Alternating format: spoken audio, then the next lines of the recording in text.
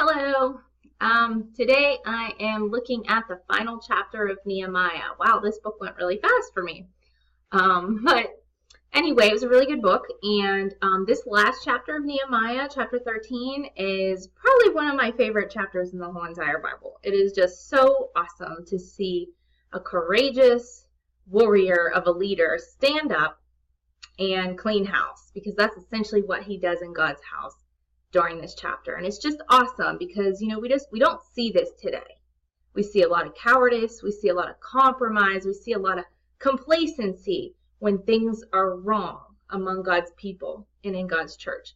But in this chapter, we find a courageous leader who doesn't care what people think, who isn't afraid to stand up, and who is just. And when he sees major problems and disobedience going on among God's people, he stands right up and he cleans house and he takes names. And it's just so awesome. It's like a breath of fresh air. It's like a fresh drink of water, cold drink of water. It's just so good. It nourishes my soul to read this about Nehemiah. And I hope there's still some Nehemiahs out there today, because we need them desperately within the church, who has all but lost discernment and anything to do with, standing up and really standing up for justice. Okay, so, and righteousness and God's glory among these things. But anyway, so a little bit of background. The book of Nehemiah is a great book. Nehemiah was cupbearer to the king, and the Lord burdened him while he was serving in the palace. He was very comfortable. He had a good job, great friendships, a high position. He was trusted.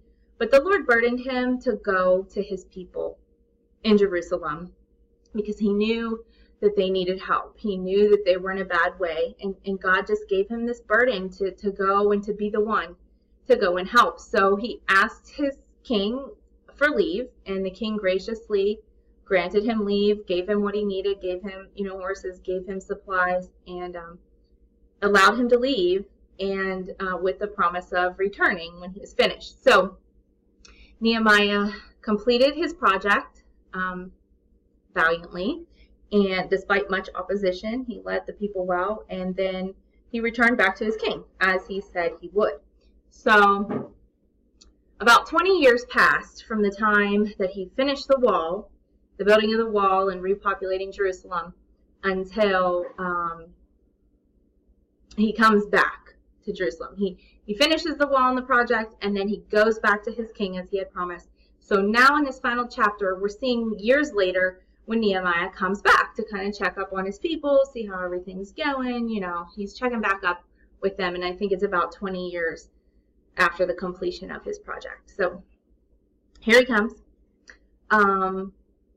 And so in chapter 13, Nehemiah finds essentially 5 big problems. He finds a lot of ugly when he comes back and into Jerusalem. And so we'll just go one by one as the text does with these problems. So firstly, the first thing Nehemiah addresses when he comes back, he finds foreigners who had previously been specifically forbidden to dwell with God's people. The Ammonites and the Moabites particularly were not permitted to enter the assembly of God at this time. And the reason was because these would-be friends of the Jews had made themselves enemies. And they did that by failing to bless the Jews, and by causing harm and injury to them instead, by cursing them instead of blessing them. And they had done this in the past, and it was very injurious to God's people, and they cursed God's people, so therefore they were forbidden. And God was protecting them. He said, these people are not welcome to dwell among you. So Nehemiah comes in, he sees this problem, and he reads the law, the previous law that they had all known before he left, concerning these particular people that were living among them. And the people immediately separated out all of those who were living there illegally. They repented at Nehemiah's command and instruction. And so, like, we should remember that, because sometimes all it takes for people who are living in sin or living in disobedience to God is for someone to come along, or, you know, a strong leader, I guess, to come along and simply tell them the truth of God's word, or what God has already said, or what they already know to be true from God. So, worked for them.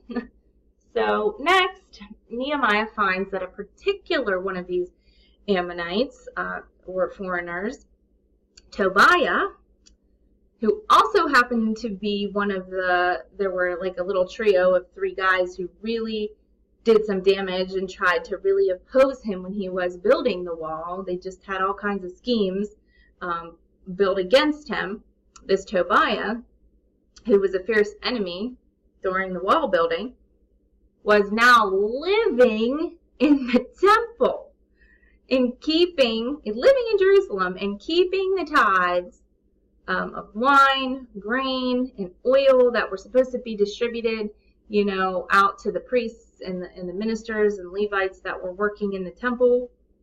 He was like living in the temple, in this place where those items were to be stored. So what happened as an effect of that was the people were no longer giving as they were supposed to. They probably didn't have anywhere to put it, because this is where they put it. This guy's living here. And in turn, the ministers, the priests and Levites, were not getting paid their due. So they were out in the country working. They weren't even accomplishing their duties in the temple, because this guy's living here. Like, this is crazy. Like, this guy's an enemy. He's not even allowed to be among God's people. And he's living in God's house. He's living in God's temple. So he's being catered to at the expense of the ministers of God's temple and God's people. So he's being put up on a pedestal and given ultimate respect, while those who should have been getting the respect in God's house, the priests and the Levites and the people who were serving God, honestly, they should have been getting the respect and the deference, but they were suffering. And how could this be? How could this enemy be living there? How could this be? 2 words, and I think we're all pretty familiar with them, especially in the church today. And those 2 words are nepotism and favoritism. The chief priest, who was appointed before Nehemiah left, I assume, was Elishibib.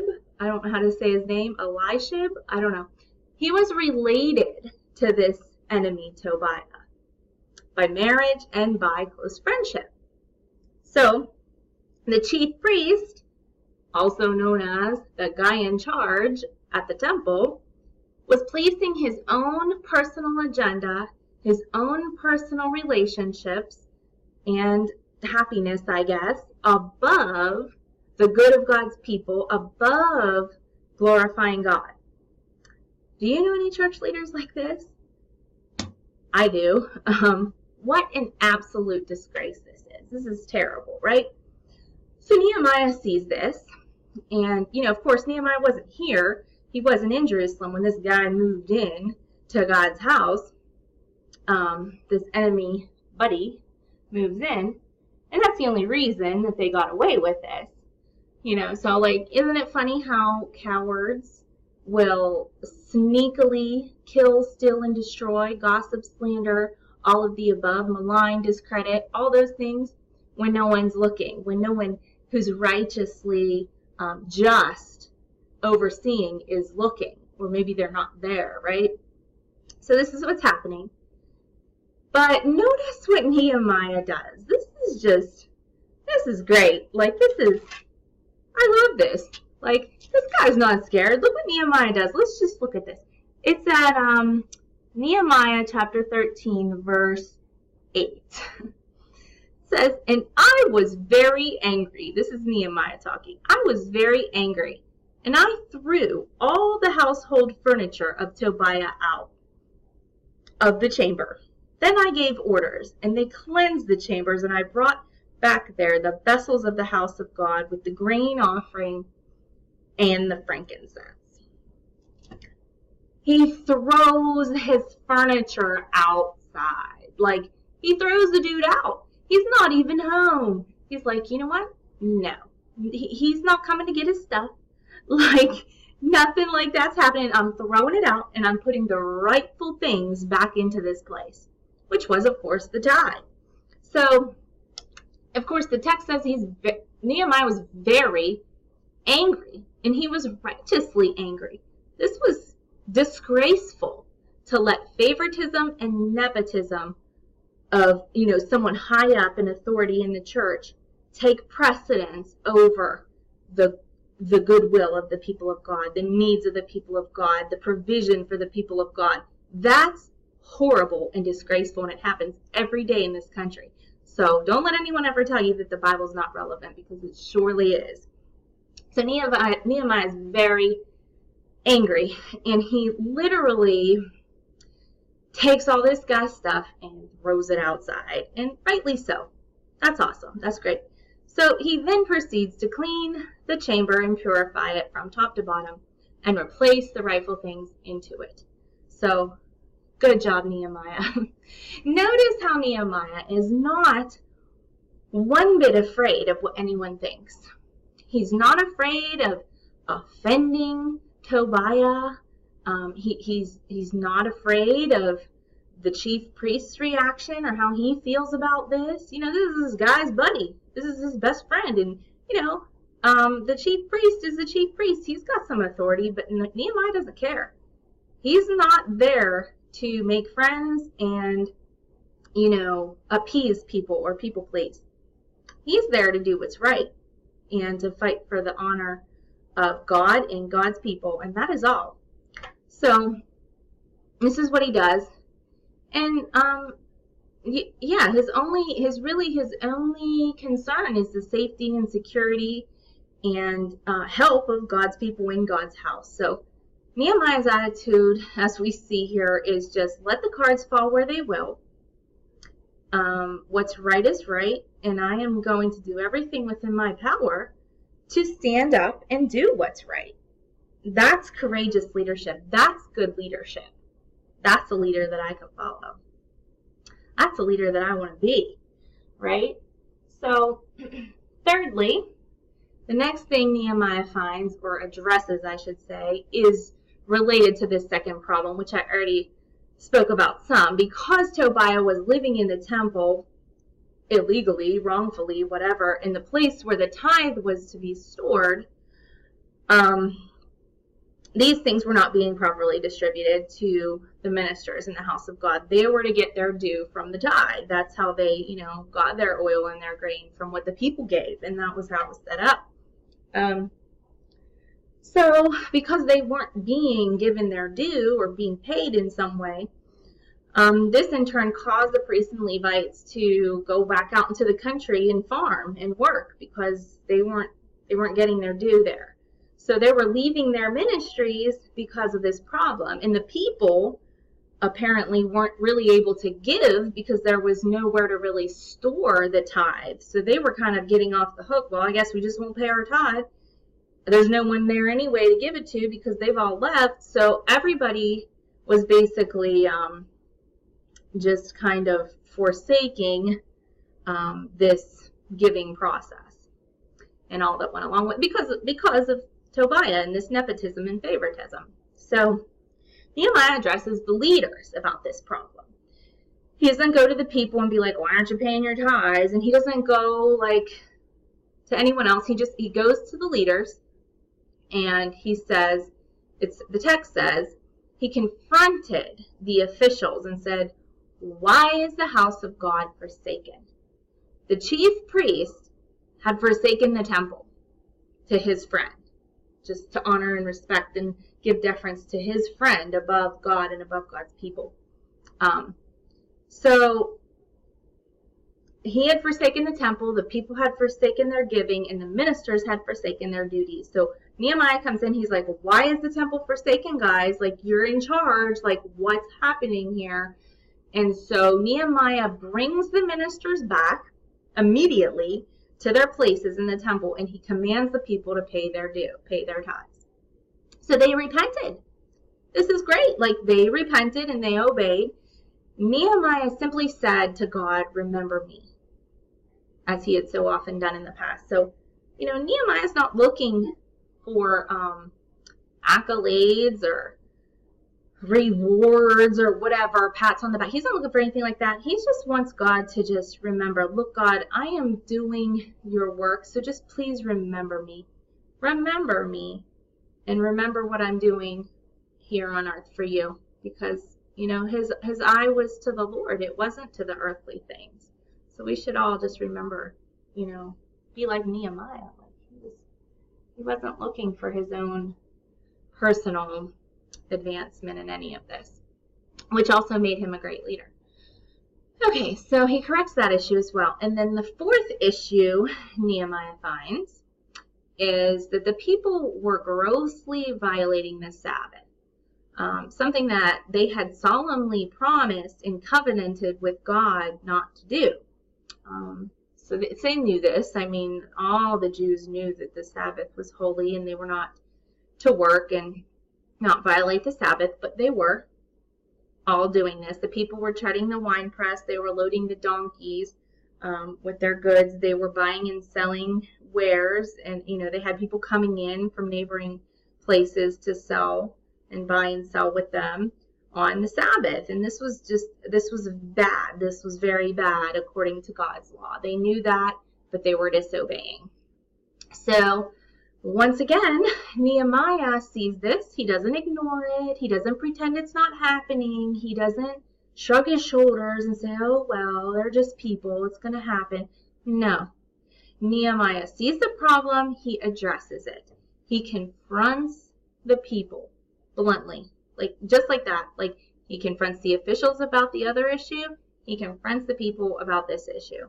He confronts them. He corrects them. And he literally, physically threatens those who seek to persist in this. Because what was happening was these people were coming in to buy and sell.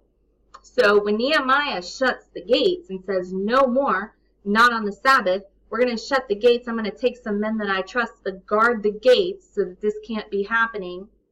When Nehemiah does that to correct the problem, we still have these people selling their goods or trying to sell their goods, like lining up against the wall, like, oh, maybe I can get it through the gate or something. Like, they're waiting for Nehemiah to leave or whatever, and so they can still sell their goods. Well, Nehemiah puts a stop to that right away too. He physically threatens them. He is like, if you don't leave, if you continue here, I'll just read it. He says, let me just find it. He says, I warned them, this is verse 21 of chapter 13. I warned them and said to them, why do you lodge outside the wall?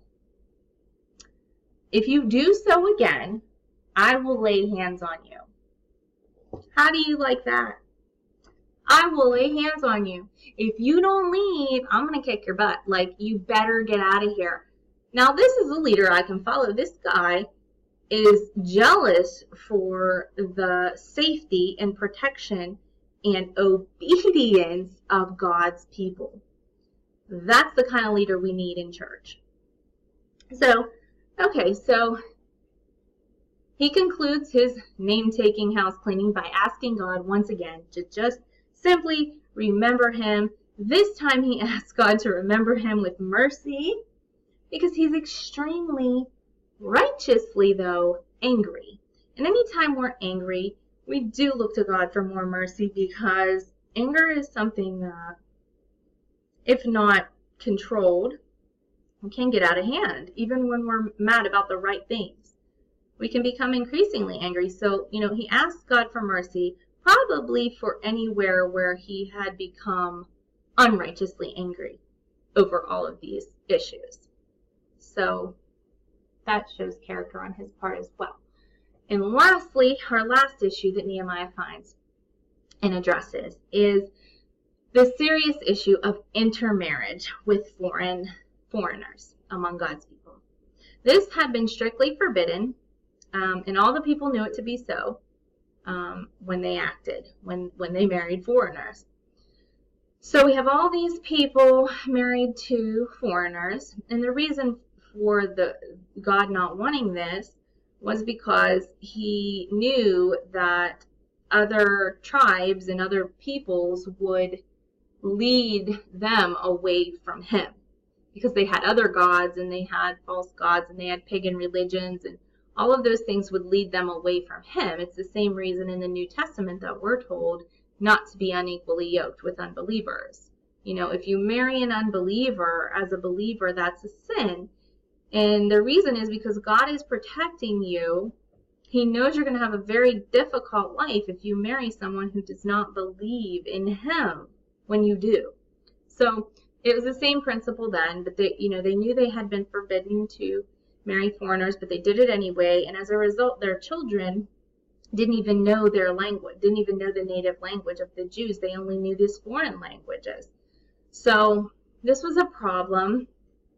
And Nehemiah just reminds the people that this is the very thing that led the greatest, wisest, richest king of all time, King Solomon, to fall into sin. This was what was his downfall. So he was trying to reason with them, like, if someone that's the greatest king, the wisest king in the world ever, if this is what caused him to fall, do you think that you're stronger than him? Do you think that this isn't going to make you fall? It made him fall. So he uses Solomon as an example, and he tells them to separate from these foreign people that they had been married to. And one particular foreign intermarriage was to another one of there were three enemies when they were building the wall that kind of banded together to try to stop the progress that Nehemiah was making, rebuilding the wall. So one of them was Tobiah, which we already heard was living in the temple that Nehemiah had to kick out. And this one, and someone there had been intermarried with another one of these men whose name was Sanballat. And they were married into his family as well, right? Living in Jerusalem. These were enemies, and they had banded, married themselves to these enemies. So Nehemiah literally chased this guy out. Like, not only that, like, he separated everyone. He said, if you're married to a foreigner, sorry, but you're separating. Like, God does not allow this. And he did it because he was protecting the people of God. And he made them all promise to not do so again. And then he concludes by asking God to simply remember him. And the very last line, the very last words in the book of Nehemiah are so great. It's Nehemiah, and he simply says, remember me, oh my God, for good. Just remember me, God. Like, I'm here, I'm trying to do your will. I'm not afraid to stand up for righteousness, for your glory, for your people. That was Nehemiah's burden. That was his heart all the days of his life. And so he just ends by saying, remember me, God. Just remember that I care about your people. I care about your glory. And just keep me in mind, But what an awesome, courageous, just leader we find in Nehemiah. So Nehemiah 13 is so awesome. If you have not read it, read the whole book, but read Nehemiah 13, and it just doesn't get much better than this. Here's a guy who's willing to stand up for what's right at all personal costs, and you can't help but see Jesus in that. That's a leader that I can follow. That is a leader like Jesus Christ. So happy reading. Read Nehemiah 13. It is so worth 10 minutes of your time.